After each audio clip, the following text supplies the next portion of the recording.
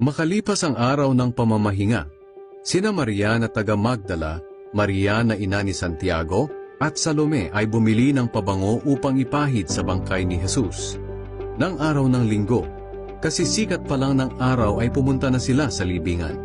Habang naglalakad sila, nagtatanungan sila kung sino ang mapapakiusapan nilang magpagulong ng bato na nakatakip sa pintuan ng libingan dahil napakalaki ng batong iyon.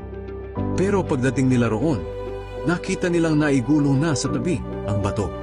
Kaya pumasok sila sa libingan at nakita nila roon ang isang kabataang lalaking nakasuot ng puti na nakaupo sa gawing kanan.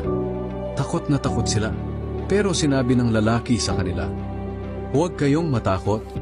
Alam kong hinahanap ninyo si Jesus na taga Nazaret na ipinako sa krus.